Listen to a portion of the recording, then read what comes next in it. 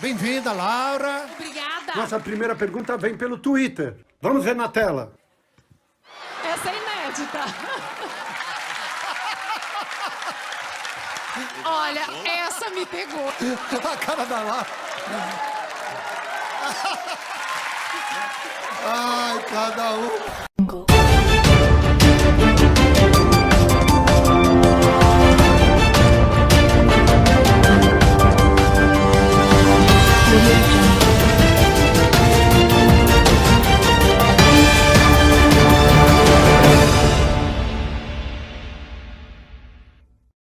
O infotenimento é um conceito mundial de se fazer jornalismo, em destaque na atualidade, mas criado há tempos atrás.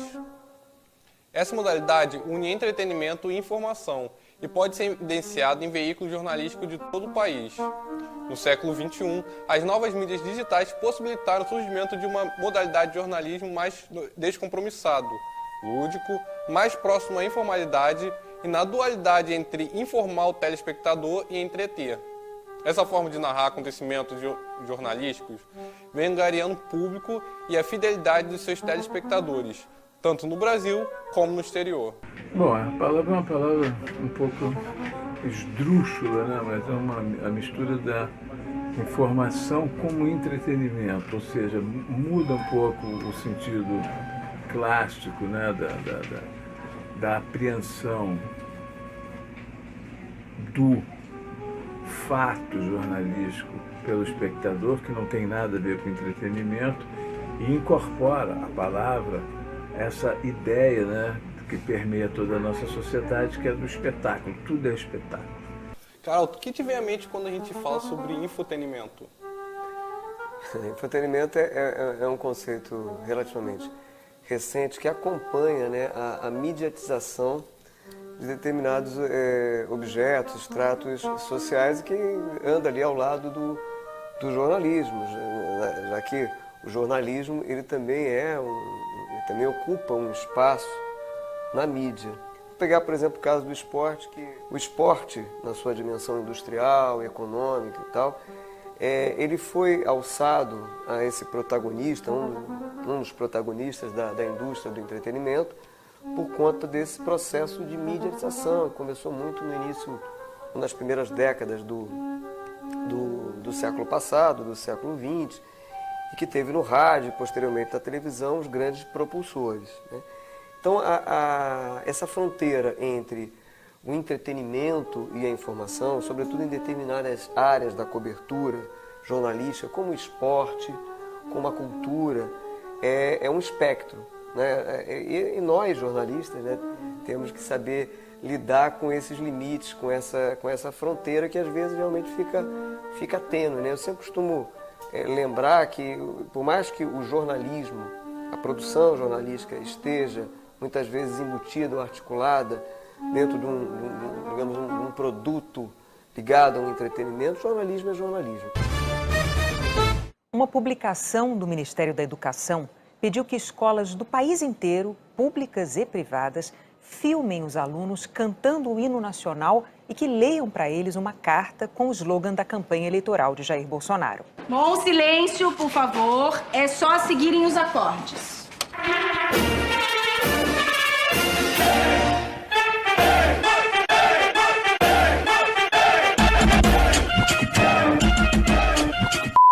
Então, a notícia que trabalhava muito em cima do conceito de objetividade, hoje em dia ela não trabalha mais exclusivamente com o conceito de objetividade. Ela é partidária, parcial e incorporou, tem pontos de vista, e incorporou da sociedade do espetáculo essa ferria, essa atmosfera do entretenimento que vem da indústria cultural e que vem basicamente da indústria do cinema americano, vem de Hollywood. Essa linguagem também a publicidade, a partir de um determinado momento, incorporou nos seus conteúdos e nas suas formatações a linguagem do entretenimento. Esse conceito começou a ser difundido para se descrever a forma da narrativa das notícias dos jornais americanos que, à época, estavam em emergente popularização na sociedade americana e foi importado para o Brasil. Na verdade, o infotenimento, que todo mundo diz que é uma novidade, né, ele já existe há muito tempo no jornalismo, né? O infotenimento, a ideia do entretenimento é você transformar aquela informação em algo interessante e atraente para o público. Jornalismo de infotenimento começou em 1801 com o jornal Penny Press. Esse jornal nasceu na cidade de Nova York e foi inicialmente orientado para atender os mercantes que lá estavam. E você tem várias técnicas para fazer isso. Então isso não é novidade, isso está na raiz do jornalismo, né? Sempre porque por como que as pessoas vão ler. Você tem que fazer com que elas tenham interesse por aquele conteúdo. O New York Sun surgiu como o primeiro jornal destinado às massas, que davam valor às histórias de interesse humano. Isso mudou radicalmente o conceito de jornalismo. As pessoas, em geral, eram atraídas demasiadamente por esse tipo de informação que deixava de lado questões políticas e se dedicava a contar histórias de interesse humano. Né? Isso pode ser com a utilização de uma foto, de um vídeo, né? Você pode, sei lá, numa matéria que você bota no jornal ou numa revista, que você vai destacar o olho da matéria, né? Você pode botar uma vinheta se for uma coisa audiovisual. Então essa ideia do entretenimento, ela já está presente há muito tempo, né? O infotenimento traz muito dinheiro às emissoras de televisão, jornais impressos e rádios, já que os anunciantes procuram programas com formatos mais suaves para anunciar produtos e falar com uma gama maior de pessoas. A autora Dejavi menciona em seu artigo que hoje tudo é entretenimento. Tudo que vemos como interessante para atrair uma audiência traz implícito em si um tipo de entretenimento, seja para o cérebro ou para as emoções. Por essa razão, em qualquer conteúdo jornalístico, é fundamental pensar a questão do entretenimento para captar atenção e fidelidade. As análises sobre entretenimento dividem-se entre a perspectiva otimista, que diz que o entretenimento é uma possibilidade de contribuição para o crescimento do indivíduo, proporcionando o alívio das tensões do cotidiano e equilíbrio de sua personalidade. Daí advém a sua necessidade e utilidade. A corrente mais pessimista diz que esse entretenimento, o jornalismo, é uma ferramenta de alienação em prol de determinadas ideologias, servindo para manipular as pessoas para fins políticos e econômicos. Afinal de contas, o jornalismo, né, a notícia jornalística é um produto para ser vendido. Logo, ele tem que despertar o interesse do público. Então, assim, infotenimento não é o conteúdo, na verdade. O infotenimento é você utilizar essas técnicas de entretenimento para dar a informação. Então, uma coisa importante é o seguinte, o infotenimento não é trazer humor para a notícia.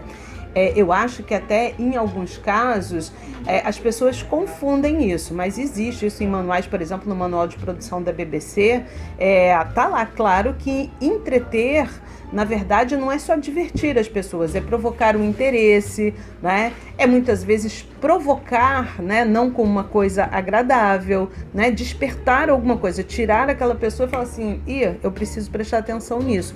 Então não é o humor, né? Essa associação com o humor, eu acho que nos últimos tempos, a gente falando mais aqui a partir dos anos 2000, ela esteve durante muito tempo associada ao jornalismo esportivo, né? E hoje você tem uma mistura, né? Você tem muitos programas, inclusive de entretenimento, que utilizam o jornalismo, né, como uma forma de atrair as pessoas, e os programas jornalísticos tradicionais que utilizam o entretenimento, que cada vez mais você precisa despertar a atenção das pessoas, né? E mesmo no jornalismo que usa o suporte digital, você vê isso, há vários formatos se utilizando como eu falei, de vinhetas, né? De elementos visuais, a própria utilização da música, tudo isso é infotenimento, né? Você usa a estratégia de entretenimento para buscar o interesse da pessoa. Então não é só trazer o humor, tá?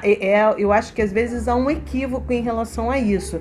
E se mistura muito infotenimento também com a ideia do sensacionalismo. Então os programas que são policiais e que se utilizam muito desse apelo às sensações, né? Que a gente diz, isso é infotenimento, mas assim, tem muita coisa que a gente pode classificar como infotenimento, mas é importante entender que entretenimento não é necessariamente fazer as pessoas rirem, né, ou chorarem. Né? Se você falou das histórias, na verdade isso está na base do jornalismo. A gente quer ouvir boas histórias de pessoas. O jornalismo é feito para as pessoas, né, e são histórias de pessoas. Se você pegar o jornalismo econômico, você não tem como falar sobre números só, né, tabelas. Você vai ter que partir da história de alguém, particular de alguém, mostrar o impacto da economia na vida das pessoas. Então, o interesse pelas pessoas sempre existiu. Esse é um interesse humano, é isso que move o interesse pela literatura, né? São os sentimentos humanos. Então, isso também está presente no jornalismo, isso está presente no cinema. Mas na hora ali, por exemplo, que você está numa transmissão esportiva e aquilo ali é um produto de entretenimento, né? Saber resguardar essas fronteiras é absolutamente necessário, mas às vezes é difícil. Por exemplo, dando um exemplo agora desse ano, teve gerou muito burburinho, inclusive nas mídias sociais, aquele caso em que o prêmio elaborado lá, do melhor jogador da partida, elaborado pela Globo para, digamos assim, enriquecer aquele conteúdo, né, para gerar mais audiência e tal, turbinar, nesse sentido do entretenimento, aquele conteúdo, ele acabou gerando um constrangimento, porque foi usado como um instrumento de ironia, né, no caso do Sidão. E aí coube a repórter entregar o prêmio e, de certa maneira, se envolver ali com esse constrangimento, né? Isso gerou até muitos comentários depois sobre qual teria sido o procedimento mais adequado. E numa dessas discussões, eu estava discutindo até com uma colega inclusive de curso, e ela estava ponderando, puxa vida, né? Sobrou até para repórter, isso não é uma função jornalística e tal, não sei o que. E aí eu estava conversando, ponderando com ela também, por outro lado, que esse trabalho de reportagem está dentro de uma produção voltada para o entretenimento. É um show, e que muitas vezes fica difícil, porque a repórter foi escalada, já que ela ia conversar ali ela tem como incumbência, como roteiro, conversar com um jogador que está saindo do campo e tal, já que ela está ali, ela vai e aborda, e aquilo ali quase que está no automático. Mas se a gente for parar para avaliar direitinho, para pensar, é exclusivamente essa função aquilo ali é um produto de promoção.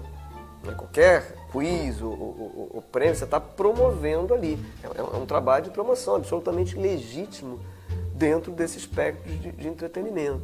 Então, cabe ao jornalismo não se envolver, né, com esse entretenimento a ponto de contaminar essas competências, essas funções jornalísticas. Só para ilustrar como foi um caso relativamente recente, essa fronteira entre o jornalismo e o entretenimento, ou seja, a informação e o entretenimento.